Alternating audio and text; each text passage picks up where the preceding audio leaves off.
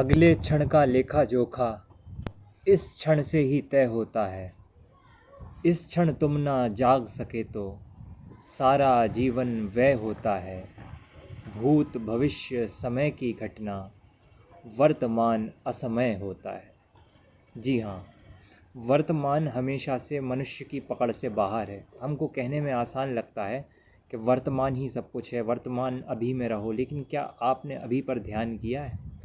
जब कभी इस क्षण पर आप ध्यान करेंगे तो पाएंगे ये क्षण अनंत है। भूत और भविष्य फिर भी सीमाबद्ध है, लेकिन वर्तमान समय का कोई भी और छोर नहीं है। कुंडली के 9वें भाव या 9th हाउस को बताने के पहले अगर मैं यह बात कह रहा हूँ तो उसका कुछ कारण है। उसका कारण ये है कि हमारे पिछले जन्म के पुण्य या उसके जो भी कर्म रहे, उसकी स्थिति पर हमारा 9th हाउस डेवलप होता है। हम कितने भाग्यवान हैं, ये हमारे पिछले जन्म के कर्म से हम निर्धारित करते हैं।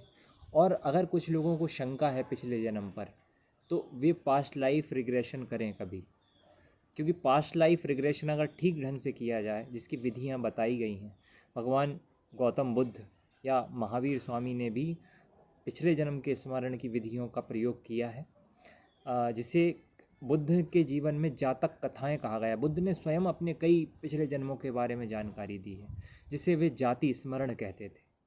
कई लोग हिप्नोसिस के ज़रिए भी पिछले जन्म का स्मरण कर लेते हैं, लेकिन उसमें कई द्वंद्व हैं। कई लोगों का ये कहना है कि नहीं, वो कल्पनाएं होती हैं। लेकिन ध्यान की कुछ विधियां ऐसी हैं, जाति स्मरण का जो प्रयोग है उससे बिल्कुल आप ऐसे अनुभव करते हैं जैसे बिल्कुल आपका अनुभव है। और समझिए एक बात, धर्म अध्यात्म में एक प्रॉब्लम ये है कि आप कभी भी जैसे लैब में साइंस को सिद्ध कर सकते हैं, आपका हमेशा अनुभव पर्सनल होगा। आप उसको सार्वजनिक चाहकर भी सिद्ध नहीं कर सकते। ये प्रॉब्लम है। इसमें इंसान ही अपनी लेबोरेटरी है। ये प्रॉब्लम भी नहीं है, ये ब्यूटी भी है, क्योंकि जो भी चीज़ सार्वजनिक हो जाती है, जो पब्लिक की हो जाती है, उसमें ही ज़्यादा प्रॉब्लम्स क्रिएट होती हैं, उसका दुरुपयोग भी बहुत ज़्यादा होता है। इसलिए धर्म अध्यात्म में कई चीज़ें हमेशा व्यक्तिगत होती हैं। जब भी गुरु किसी को ज्ञान देते हैं तो व्यक्तिगत अनुभव ही आप जान सकते हैं कि नहीं ऐसा है। जब आपको पास्ट लाइफ का एक्सपीरियंस होगा तो वो आपका इतना निजी होगा, इतना निजी होगा कि वो आप जानते हैं कि वो आपका सत्य है। अब हम बात को आगे बढ़ाते हैं। 9th हाउस जो है वो भाग्य जब बन रहा है, तो देखिए हमने पहले बात की 7th हाउस, 8th हाउस, फिर 9th हाउस, ठीक है। 8th हाउस को हमने कहा बहुत ट्रांसफॉर्मेशन का हाउस, और देखिए मैरिज के हाउस के बाद भी आ रहा है। असल में आपने देखा होगा जो भी यज्ञ होते हैं उनका नियम ये होता है यज्ञ का कि वहाँ पर जोड़े को साथ बैठना होता है। तो कहते हैं कि ना, जो धर्म की असली यात्रा शुरू होती है वो हमेशा आपके लाइफ पार्टनर के साथ आप आगे बढ़ते हैं। और दो ही मार्ग हैं, या तो आप गृहस्थ आश्रम को अपनाइए। वैसे तो सन्यास हमारे यहाँ पहले हमेशा बाद में ही होता था, ठीक है। गृहस्थ, फिर वानप्रस्थ, सबसे पहले ब्रह्मचर्य, फिर गृहस्थ, फिर वानप्रस्थ, फिर सन्यास। लेकिन अभी ऐसा है कि पितृऋण से अगर आपको मुक्ति चाहिए तो ऐसा कहा जाता है, या तो आप गृहस्थ जीवन जियो या फिर आपको सन्यास लेना होगा।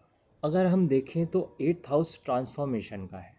धर्म की जो असली यात्रा शुरू होती है वो एक गहरे ट्रांसफॉर्मेशन के बाद शुरू होती है। तुलसीदास जी ने रामचरितमानस में कहा है कि जाने बिना नहीं होए प्रतीति, बिन प्रतीति होए नहीं प्रीति। जब तक आपको प्रतीति नहीं होती, एक इनर रियलाइजेशन, कुछ अनुभव नहीं होता, प्रतीति नहीं होती, तब तक प्रीति भी नहीं होती परमात्मा से। तो इसलिए ट्रांसफॉर्मेशन के बाद 8th हाउस के बाद 9th हाउस आया है। और क्योंकि इसके बाद सीधे मोक्ष त्रिकोण का अंतिम हाउस 12th हाउस है, और 9th हाउस धर्म त्रिकोण का अंतिम हाउस है। इसलिए जो धर्म की शिखर यात्रा है वो 9th हाउस है। इसके साथ ही अगर हम भावात भावम देखें तो 7th हाउस से ये 3rd हाउस है। 7th हाउस है विवाह का, तो विवाह का जो कम्युनिकेशन है, आप देखिए अगर 7th हाउस कितना ही अच्छा क्यों ना हो, लेकिन अरेंज मैरिज अगर किसी को करनी है या लव कम अरेंज मैरिज के योग अगर हमें देखनी है, तो हमको ये देखना होगा कि 9th हाउस कितना अच्छा है, क्योंकि ये मैरिज का कम्युनिकेशन है। शादी के जो रिचुअल्स होते हैं वो 9th हाउस से देखे जाएंगे। तो एक इंसान के जीवन में 9th हाउस बहुत सारी चीज़ें बताता है। इसको शास्त्र में तो वैसे भाग्य भाव कहा गया है, पितृभाव भी कहा गया है। यानी आपके फॉर्च्यून का, आपके लक का, धर्म का, साथ ही दूर की यात्राओं का भी ये भाव है। ठीक है, अगर बॉडी पार्ट्स देखें तो थाइस आपके जो हैं जंगा, वो हम 9th हाउस से देखेंगे। अभी मैं बात कर रहा था पूर्व पुण्यों की, वो हम 5th हाउस से देखते हैं। लेकिन देखिए 9th से 9th कौन सा है? 5th हाउस है। यानी अगर आपका धर्म, आपका लक 9th हाउस है, तो लक का भी लक क्या हुआ? 9th से अगर आप 9 गिनेंगे भावात भावम के हिसाब से, तो कौन सा आएगा? 5th आएगा। तो 5th हाउस यानी 5th हाउस मंत्र का भी है। तो कोई गुरु, और 9th हाउस धर्म का है तो साथ साथ गुरु का भी है। कोई गुरु आपको मंत्र देगा ना, तो वो कैसे मिलेगा? अच्छा मंत्र मिलेगा। गुरु मंत्र हम कहते हैं, मंत्र हमेशा गुरु के लगे हुए ही सबसे अच्छे काम करते हैं, ये ध्यान रखिए। कोई जानकार, कोई मंत्र वेत्ता, वो आपको कैसा मंत्र देगा और वो कैसे आपके जीवन में रूपांतरण लाएगा। तो इस तरीके से 9th और 5th जुड़े हुए भी हैं। 5th हाउस पूर्ण पुण्य का। देखिए एक और बात मैं कहना चाहूँगा, एक मैं छोटी सी स्टोरी बताना चाहता हूँ आपको। ये मुझे बहुत प्रिय स्टोरी है। जैसा मैं बता रहा था कि भगवान बुद्ध और महावीर स्वामी जाति स्मरण का प्रयोग करवाते थे, पास्ट लाइफ रिग्रेशन करवाते थे। तो महावीर स्वामी चूँकि बहुत पॉपुलर हुए थे बिहार में, असल में बिहार का नाम विहार इसलिए पड़ा क्योंकि वे वहाँ विहार करते थे, विहार के कारण वो शब्द बिहार हो गया। अब वहाँ उस समय पॉपुलैरिटी बुद्ध और महावीर की इसलिए भी ज़्यादा थी क्योंकि वो यूथ को कनेक्ट करने वाली भाषा प्रयोग करते थे। एक तरह से रिबेलियस उनकी स्पिरिट थी, रिबेलियस वे था टीचिंग का, और कुछ नया तरीका था, धर्म की नई व्याख्या उन्होंने दी थी। तो जब क्या हुआ कि कई राजकुमार, बड़े बड़े इंटेलेक्चुअल्स उनसे अट्रैक्ट हो लगे, उनके पास आने लगे। तो ऐसे ही एक राजकुमार आया। राजकुमारों को आकर्षण था वन जीवन में कि यार कैसे कुटिया में हम, क्योंकि हमेशा अपोजिट अट्रैक्ट करता है। जो लोग बहुत गरीब होते हैं उनको महल की याद आती है, उनको पैलेसेस याद आते हैं। जो लोग बहुत ज़्यादा उन सब जगहों में रह लिए, ऑलरेडी बहुत अमीर हैं, उनको थोड़ा सा खुला प्राकृतिक जीवन अट्रैक्ट करता है। ऐसे ही वो जो राजकुमार था, उसका मन हुआ कि मैं भी साधु जीवन जीऊँगा और मैं भगवान महावीर स्वामी के शरण में जाऊँगा। तो वो जो है महावीर स्वामी की कुटिया में, उनके आश्रम में, उनके प्रांगण में आ गया। वो उनके यहाँ रहा। और कहते हैं ना कि नया नया शौक़ है, कुछ दिन तो अच्छा लगता है, तो कुछ दिन बहुत अच्छा रहा, लेकिन कुछ दिन बाद उसको ऐसा लगा कि वो उसमें कंफर्टेबल नहीं है और उसको यहाँ से भाग जाना चाहिए, वापस से अपने महल में आ जाना चाहिए। अब हुआ यूँ कि चूँकि त्रिकालज्ञ माने जाते थे महावीर, कहते थे कि उनको समय, भूत, भविष्य, वर्तमान तीनों ज्ञात होते थे। तो महावीर स्वामी ने ये जान लिया, उनके विचार पढ़ लिए कि ये जाने का प्लान बना रहा है। तो उन्होंने अपने कुछ जो श्रावक होते हैं, जो उनके फॉलोअर्स थे, उनको श्रावक कहा जाता था, उनसे बोला कि जाओ और उसको बुला के लाओ उसकी कुटिया से यहाँ पर। उसको बुलाया गया, वो आया। तो महावीर स्वामी ने कहा देखो मैं जानता हूँ कि तुम यहाँ से जाने का सोच रहे हो। वो भी बहुत चौंका, उसको लगा रहे इनको कैसे मालूम चला, बट उसने सहमति में सिर हिलाया। तो महावीर स्वामी ने कहा कि हाँ तुम चले जाना, लेकिन पहले तुम अपने पिछले जन्म का वृत्तांत सुन लो कि तुम पिछले जन्म में क्या थे और कैसे तुमको ये जीवन मिला है। तो महावीर स्वामी ने पिछले जन्म की स्टोरी उसको बतानी शुरू की। तो महावीर स्वामी ने बताया कि देखो पिछले जन्म में तुम जो थे, एक हाथी थे और एक जंगल में आग लग गई। आग इतनी घनघोर थी कि सारे जानवर अपनी जान बचाने के लिए भागने लगे।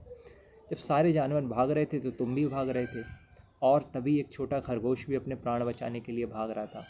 तभी क्या हुआ कि तुम्हारे आगे जो खरगोश भाग रहा था, तुमने एक कदम उठाया हुआ था और उस खरगोश को वो आड़ थोड़ी सी ऐसी लगी जिसमें जान बच सकती है। तो तुम्हारे पैर के नीचे वो दुबक गया, लेकिन तुमने भी अपना पैर उसके ऊपर नहीं रखा। भले ही तुम जल के खाक हो गए, पर तुमने उसको बचाने की कोशिश की। क्योंकि तुमने ऐसा कृत्य किया, ऐसा कर्म हो गया तुम्हारे द्वारा, जो एक एक पशु, एक जानवर की मतलब से एक्सपेक्टेड नहीं था। प्रकृति को तुम्हें जंप देना पड़ा ह्यूमन फॉर्म में। तो चूँकि तुमने बियॉन्ड का एक काम कर दिया, कर्म कर दिया, तो तुम सडन एक जो कई योनि तुम्हें भटकना था, तुम डायरेक्ट, क्योंकि इतना कंपैशन जो है वो बियॉन्ड का था, तो तुम सीधे सीधे हाथी से मनुष्य जन्म में आए हो। लेकिन ये भी अंत नहीं है। तुम क्या चाहते हो, इसके आगे भी यात्रा है। तुम चाहते हो कि तुम रुक जाओ, तुम्हारी पशुता है वो अब आगे बढ़ रही है। और सुनिए, मानव जीवन भी जो है वो नर से नारायण होने के लिए, हम अपनी और जो पशुता है उसको ट्रांसफॉर्म करने के लिए यहाँ हैं। तो महावीर स्वामी ने कहा, अब तुम्हें मैंने वृत्तांत बता दिया पिछले जन्म का, अब तुम चाहते हो कि रुको तो रुक सकते हो, जाना चाहते हो तो मैं कभी किसी को नहीं रोकता, ना तो आने के लिए कहता हूँ ना जाने के लिए मैं रोकता हूँ। तो कहते हैं कि महावीर स्वामी ने उसको कह दिया, उसके डिसीज़न पर छोड़ दिया और वो वहाँ पर रुक गया। तो इससे हमको ये पता चलता है कि हम अचानक से नहीं हैं। तो पहली बात तो ये है कि 9th हाउस भाग्य भाव है। किसी को रेमेडीज़ कितनी जल्दी सूट कर जाएंगी, कितनी जल्दी उसका भाग्य जाग जाएगा पूजा पाठ से, अनुष्ठानों से, ये 9th हाउस पर निर्भर करता है। आपने देखा होगा कुछ लोग होते हैं थोड़ी भी पूजा पाठ करते हैं और उनकी विश पूरी हो जाती है, या किसी बड़े तीर्थ विजिट करके आते हैं, उनकी इच्छाएं जो हैं वो पूरी हो जाती हैं, उनका जीवन बहुत अच्छे ट्रैक पर चलता रहता है। और कुछ लोग ऐसे होते हैं जो 50 चीज़ें करेंगे फिर भी कहेंगे कि नहीं नहीं हमको फल नहीं मिल रहा है, ऐसा भी देखने को आता है। तो ये भी 9th हाउस पर डिपेंड करता है। अब हम ये देखते हैं कि 9th हाउस जो है वो 5th से 5th है। 5th से 5th है, इसका मतलब है भावार्थ भाव के हिसाब से बहुत स्ट्रॉन्ग कनेक्शन उन भाव का होता है जो अपने से सेम नंबर आगे होते हैं। यानी 4th से बहुत ज़्यादा कनेक्टेड 4th से 4th होगा। ये मैं बता चुका हूँ भावार्थ भावम वीडियो में, जिसने नहीं देखा वो डिस्क्रिप्शन में उस लिंक पर क्लिक करके देख सकते हैं, मैं डाल दूँगा।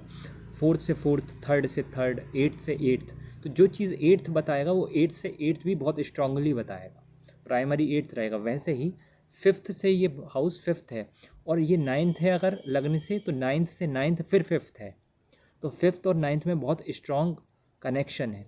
इसलिए 5th से हम जो जो चीज़ें देखते हैं, जैसे संतान देखते हैं, बच्चे देखते हैं किसी के, तो फिर 9th से भी हम उनके बच्चों की ग्रोथ, उनकी लाइफ में आने वाली कठिनाइयाँ, चुनौतियाँ या आसानियाँ या सफलताएँ, वो सब हम 9th से भी देखेंगे।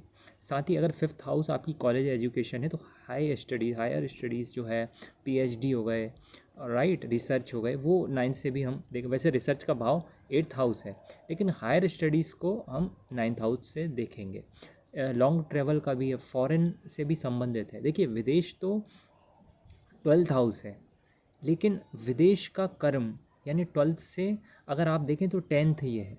तो विदेश जाके कोई कर्म में कितना सफल होगा। अब भाई विदेश जा रहे हैं आप घूमने के लिए, कुछ एक आध साल में एंजॉय करके आ गए, वो एक बात अलग है, लेकिन विदेश में जाके झंडे गाड़े, वहाँ बस गए आप। अब कई लोग आप देखें ना, जो यहूदी लोग हैं, ज्यूज़, वो लोग न्यूयॉर्क में टॉप लाइक बिजनेसमैन हैं, बहुत उनका प्रभाव है, प्रभावशाली लोग हैं वो वहाँ पर। तो इस तरीके से हम चीज़ों को समझ सकते हैं कि कौन विदेश में जाके कितना सक्सेसफुल हो सकता है। इसके साथ ही हम ये देखें कि ये आपके 6th हाउस से 4th है। तो 6th हाउस सिर्फ रोग नहीं है, साधना भी है भाई। भव रोग जो हैं हमारे जन्म मरण के रोग हैं, हमारी आंतरिक कमियां हैं, जब हम उनको साधेंगे वो भी 6th हाउस से साधेंगे। योग भी 6th हाउस से, मैं बता चुका हूँ पहले 6th हाउस को, आप प्ले लिस्ट में देख सकते हैं। तो 6th हाउस को जब साध लेंगे तो उससे जो सुख मिलेगा, धर्म सुख है ना, वो 9th हाउस है। 6th से 4th है, क्योंकि लग्न से 4th लग्न का सुख है, तो 6th का सुख है ये 9th हाउस। इसके साथ ही अगर हम 4th हाउस से देखें, लग्न से जो 4th हाउस है वहाँ से ये 6th हाउस है। क्या मतलब है इसका? क्या माता की बीमारी आपके धर्म, या क्या ऐसा है कि आप पूजा पाठ करेंगे माँ बीमार होगी? नहीं, ऐसा नहीं। इसका संबंध ये है कि आपकी माँ की ये साधना है। आप देखें जो माएँ पूरे धार्मिक विधि से प्रार्थना करती हैं, और कई ऐसे भी हमारे यहाँ पहले परंपरा थी कि जब गर्भावस्था में माताएं हरी कथा सुन रही हैं, राइट, रामायण, महाभारत, गीता, उपदेश, तो बच्चे का जन्म भी वैसा हो रहा है। एक दो ऐसे महापुरुषों का भी वर्तमान समय के मैं जानता हूँ जो बिल्कुल चाइल्डहुड से ही उनको गीता कंठस्थ हो गई, बहुत बड़ी बात है। और ऐसा पता चला कि उनकी माँओं ने गर्भावस्था में इस तरह की चीज़ें सुनी थी। तो पहले ये बहुत होता था, लोग ध्यान नहीं देते, ये बहुत तो माँ की साधना जो है उनका कैसे कैसे उन्होंने अपनी आंतरिक उत्थान अपना किया, उससे उस पर डिपेंड करेगा बच्चा जो जन्म लेगा वो कितना लकी है, कितना लकी नहीं है। इस तरीके से कनेक्टेड है। और दूसरी तरीके से ऐसे कनेक्टेड है, अगर कोई व्यक्ति धर्म के साथ फरेब करेगा, ठीक है, धर्म के साथ खिलवाड़ करेगा, मान लीजिए कोई धर्म गुरु है, ठीक है, या एस्ट्रोलॉजर है, वो गलत धर्म को गलत तरीके से पेश करेगा या उसका दुरुपयोग करेगा, सीधा सीधा उसकी माँ की हेल्थ पर असर पड़ेगा इसका। समझ रहे हैं? इस तरीके से भाग्य भाव भी हमको कैसे कैसे कर्म करना, अच्छे कर्म करना सिखाता है। तो उन लोगों की बातों को बहुत ज़्यादा सीरियसली मत लीजिए जो कहते हैं कि नहीं ज्योतिष तो भाग्यवादी होना सिखाता है, ऐसा कुछ भी नहीं है। इसी तरीके से आप 9th हाउस को बाकी कई हाउसेस से जैसे मैंने कनेक्ट किया, वैसे आप कनेक्ट करके आगे देख सकते हैं। ये थर्ड हाउस से 7th है, ठीक है। तो थर्ड हाउस सबकॉन्शियस माइंड का होता है। सबकॉन्शियस से जस्ट अपोजिट एनर्जी जो धर्म की, और इससे अपोजिट सबकॉन्शियस माइंड है। तो जैसे जैसे आप अपना धार्मिक उत्थान करते हैं ना, आपका सबकॉन्शियस बेहतर होता जाता है, राइट। डायरेक्टली कनेक्टेड हैं चीज़ें। इस तरीके से आप बाकी सारे हाउसेस से इसको रिलेट करें, सीखें। हम फिर कभी फ्यूचर में जब हम इन डेप्थ कोई वीडियो बनाएंगे 9th हाउस पर, उस पर बहुत लंबी चर्चा करेंगे। ये बहुत लेकिन मुझे उम्मीद है आपको इसकी जो इम्पोर्टेंस है समझ में आई होगी। मेजर प्रेडिक्शन अब आप निकाल सकते हैं, जिस तरीके से मैंने भावार्थ भावों का आपको तरीका पहले ही बताया था, आज फिर बता दिया। तो कीप ऑन। मुझे कोई डिले हो गया था इस वीडियो में, कोशिश करूँगा अब आगे वीडियो जल्दी आए 10th हाउस के। बने रहिए हमारे साथ, तब तक के लिए जय श्री राम, नमस्कार।